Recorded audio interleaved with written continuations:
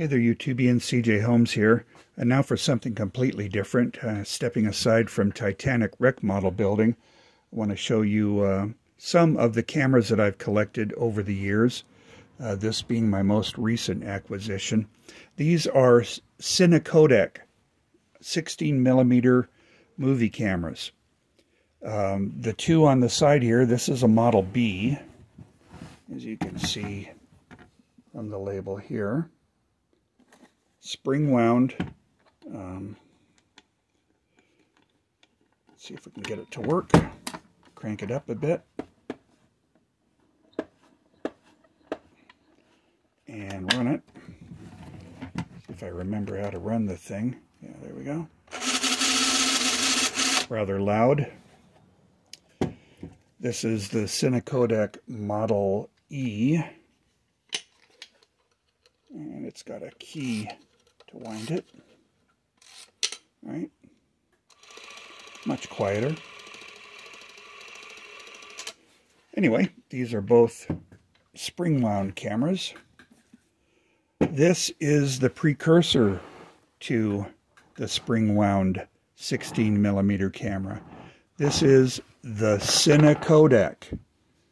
It was later designated Model A when they came out with the Model B. This was made in 1923. This particular camera is serial number 01113. This model is the first 16mm motion picture camera, so it's historic. It is hand cranked. There's no spring drive to move the film. There's no motor, although in 1924 they did come out with an accessory motor for it. It only lasted a couple of years, and then when they developed the Model B, they stopped producing the motor. Okay, the very cool thing about this, in as bad a shape as it looks, the camera works. Works rather smoothly. To get to the film compartment, you remove this lid. All right, it has instructions on the inside for cleaning the gate. And this is the innards of the camera. Here's the flywheel shutter. Okay, inside here is the claw mechanism. There's the pressure plate and the feed reel and take-up reel. And so let's see if we can crank it a bit. I'm going to crank it normally. Normal cranking is 2 revolutions a second in order to achieve 16 frames per second, which was the standard that had been developed. So that would have been like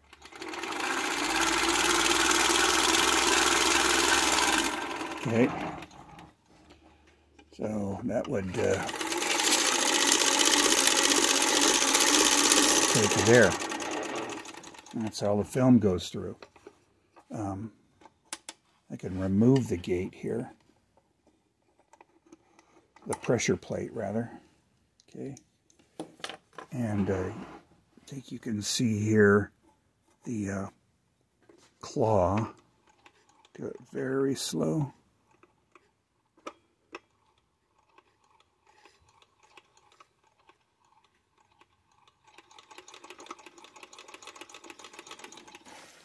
All right, so these retainers hold the film in. I won't bother with threading it. I think there are other videos about that. If you do want to see a video on threading the camera, go ahead and ask me and I'll show that. What I do want to do in this video is take the guts out. I'm going to be restoring the camera. It's missing the strap. I have a friend that I will have make a leather strap for me. It's also missing the protective cover. I do have the hinge, but I don't have the cover plate. I might make one, or I might leave it as is. But generally, the case is in okay condition. Needs a little cleanup. However, the back side is just a horrible mess. This is the side that you'd have your face pressed up against, and it just makes me cringe to think what all this corrosion and such is caused by. So I think I'm going to go ahead and repaint this back side. Also repaint the dials and these ferrules, whatever you call these plates here. And in order to do that, I got to take the thing apart. Pretty straightforward. I'm using 2 screwdrivers, a small one and a large one. Not a lot of screws to remove. I'm going to start with removing the crank.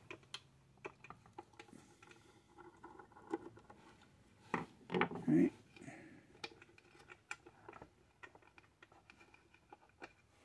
Okay, so the crank has the slots that mate with some teeth on that shaft.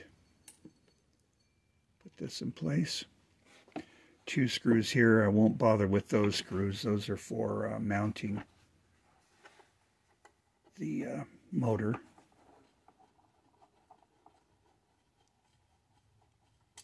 Okay, I'll take these screws off.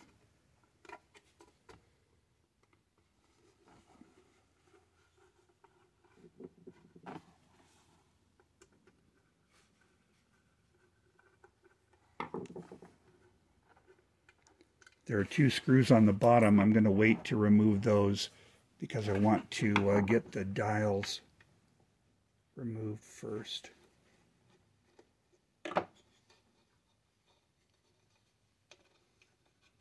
Okay, there's a retainer and a screw to fit that.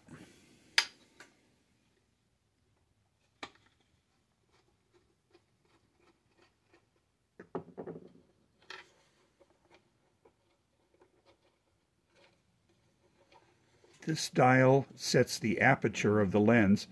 The lens is fixed focus. It's from, it focuses basically from about 4 feet to infinity. But the aperture can be set here. Yeah, I'll put that away there. I'm going to leave this dial in place right now, but I am going to remove this cover. You'll have several screws of this size and length.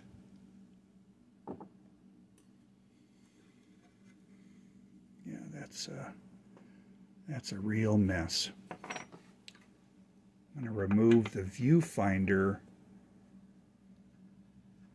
ferrule.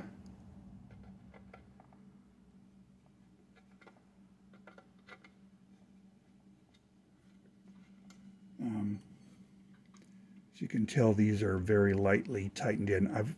I've taken this apart previously, and it really wasn't a lot of effort, kind of a learning curve. But anyway, so there's this tube. Get that out of the way. We got that.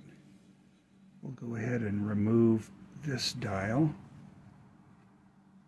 There were some screws that were stiff and such. I didn't have to apply heat. I just needed to go carefully and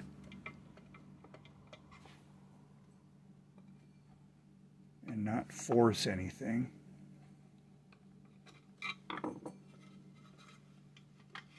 Okay, again, that's keyed. So you got a slot there. So we have everything on the cameraman's side. Now let's go over to the lens side And I'll remove these 3 screws in order to take off the tube that keeps light out from the front side of the viewfinder. Don't lose it. Alright. There's this. And 3 screws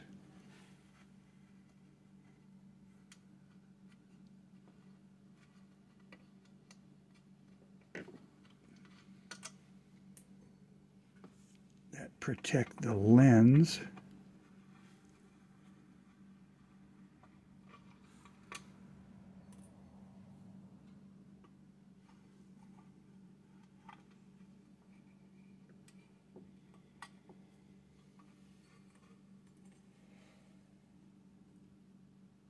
Yeah, this piece.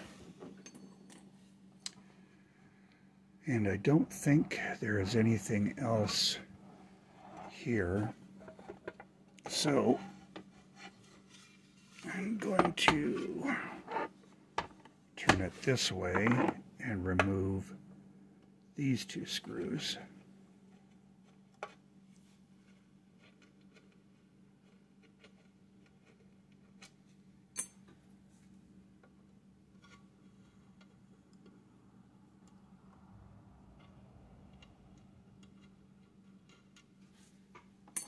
Awesome. I believe that covers it. So this is either going to slide out or it's not. And if it doesn't, it's because I've forgotten something, but I don't think I have. Awesome. All right, so here's the interior of the box. Cast aluminum. It's ugly in there. I think I'm going to clean that, and I might spray that interior. There you go.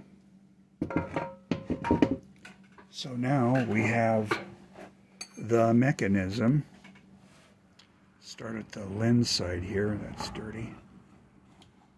There's your lens. And let me go for reference here. So the upper shaft here, that controls the aperture. I don't know if you can see that, but let's see if we can stop that down. Yeah, you can see the aperture mechanism is working. A bit stiff. I might clean that and oil it. Okay. Now, the lower dial, if you look at it on face value, okay, feet, 4 feet to 100 feet or 12 meters, 1.2 meters to 30 meters. You would think, oh, that adjusts the focus. No, again, it's a fixed focus lens. What it adjusts is the parallax. Parallax being the difference between what you see through the viewfinder and what the lens sees. So you've got, this is offset above and slightly to the, facing this to the left of the lens. So in order to center the image in the viewfinder better, you would use that dial to, and that dial goes this way. Oh, wait, not that dial, that's the aperture again. This dial here, okay, moves this. Well, what is it moving? Notice the framing of the viewfinder there.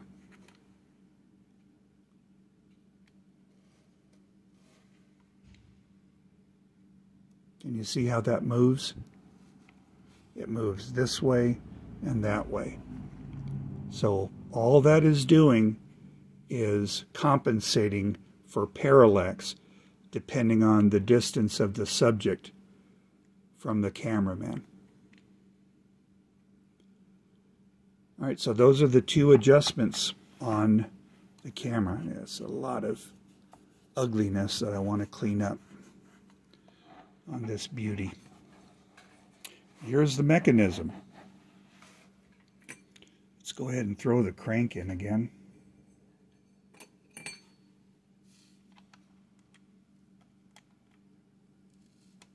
There we go.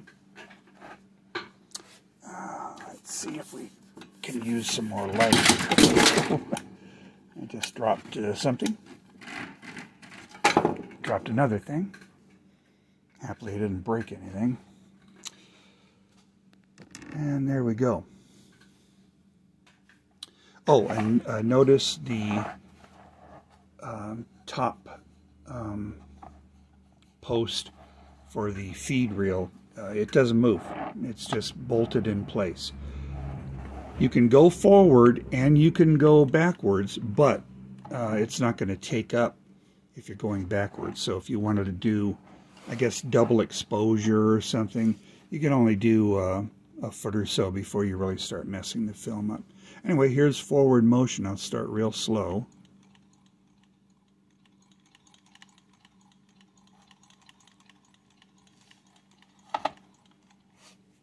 Get you down this way.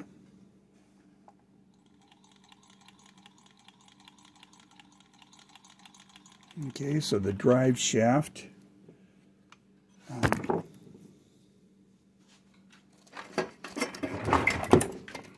here does a couple of, no, it does 3 things, 4 things. So as the crank turns, it moves the drive sprocket. Okay.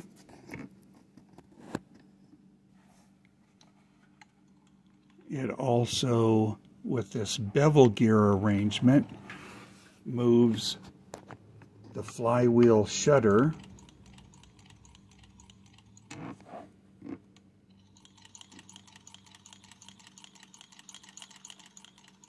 real slow.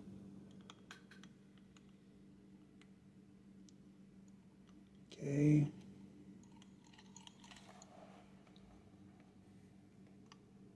Through this gear arrangement and spring, it drives the take-up reel.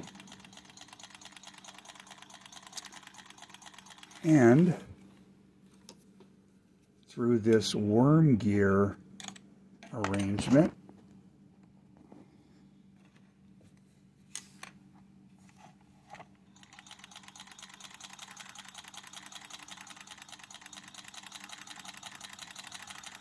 it moves very slowly the footage counter. Now, as I'm looking at this,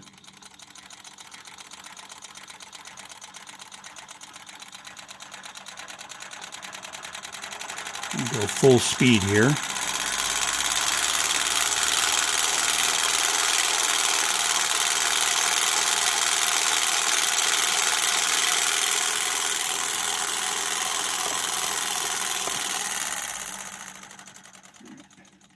It does move the dial, and this dial can be set. You can, let's say you have a 100-foot reel of film, you would set the dial to begin there. If it has a 50-foot reel, you would set the dial there.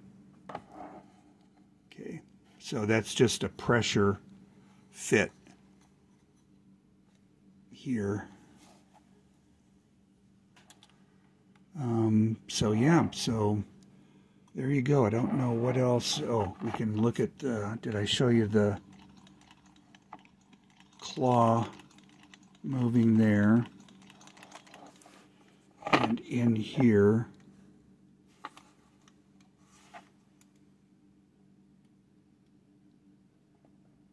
You can see the claw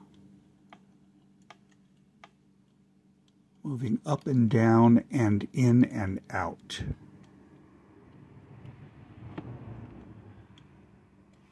And right in here you can see the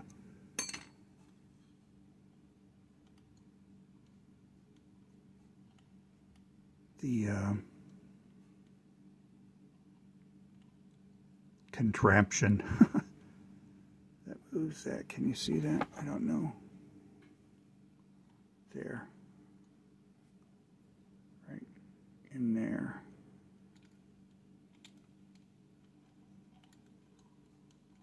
Yeah, so at this point I'm not going to take it apart any further.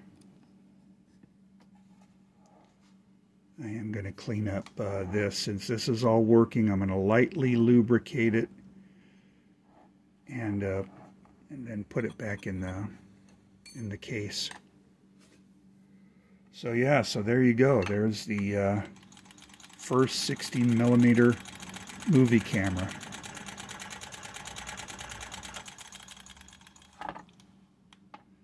Show you a view from the underside here.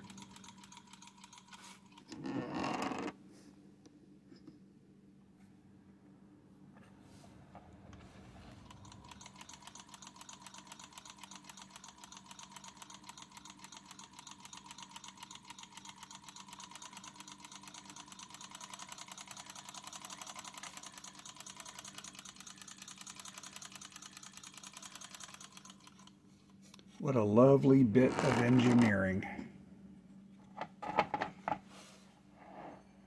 The 1923 Ciné Kodak. Hope you enjoyed the video. Have a nice day.